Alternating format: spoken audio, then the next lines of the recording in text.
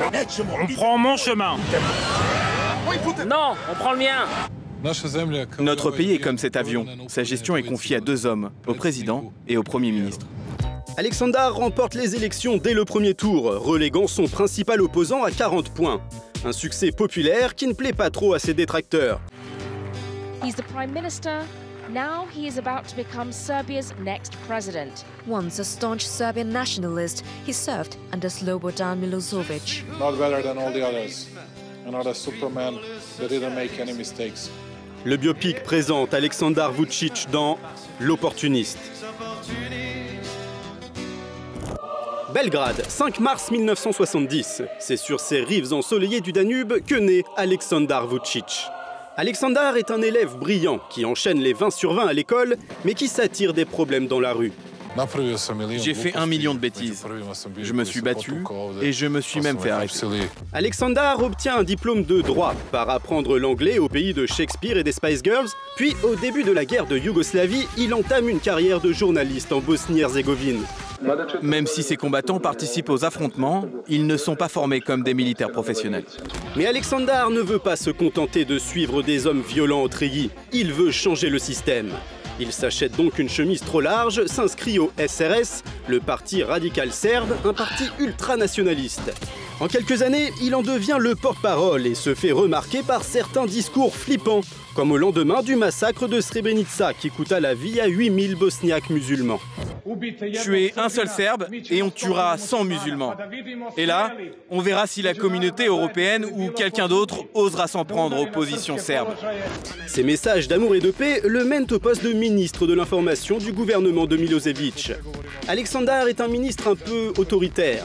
Il muselle la presse, ferme des magazines ouvertement contre le régime et expulse plusieurs médias étrangers. Quand il était au pouvoir, comme ministre chargé de l'information, Vučić a respecté la loi telle qu'elle était. Puis il a changé la loi pour pouvoir mettre en œuvre ces tortures. Mais en 2000, Milosevic est renversé et Aleksandar voit le pouvoir s'éloigner.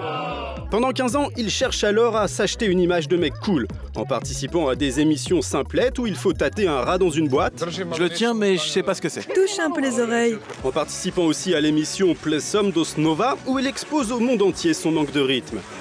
Je ne savais pas que c'était du disco, ça. J'ai pas vraiment réussi. En sauvant un enfant prisonnier de la neige devant les caméras du pays, ou en s'excusant fréquemment pour son passé sombre.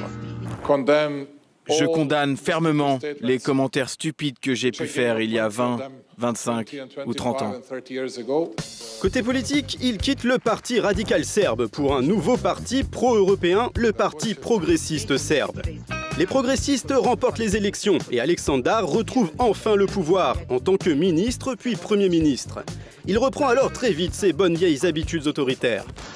Je ne veux plus entendre un seul mot, vous m'avez compris? Je me fiche que ce soit un ministre ou quelqu'un d'autre. Ce sera dehors si vous refaites ça. Mon ami, pourquoi t'es en retard? T'avais autre chose à faire? Je n'ai jamais lu d'exposé plus bête de ma vie. Éteignez-moi ce téléphone. Je ne veux plus entendre de sonneries, c'est clair? Je ne trouve pas ça drôle. Assis-toi. Bien qu'il jouisse d'une excellente cote de popularité, certains n'oublient pas son lourd passé. En témoigne cet accueil tendu lors de la commémoration des 20 ans du massacre de Srebrenica.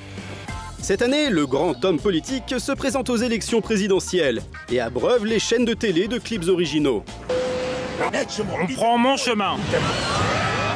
Non, on prend le mien. Notre pays est comme cet avion. Sa gestion est confiée à deux hommes, au président et au Premier ministre. Aleksandar remporte les élections dès le premier tour, reléguant son principal opposant à 40 points. Un succès populaire qui ne plaît pas trop à ses détracteurs. Ces derniers craignent une monopolisation des pouvoirs et l'accusent de faire déjà taire ses opposants grâce à son contrôle des médias. Mais l'important est ailleurs, Aleksandar est vraiment très amusant quand il danse.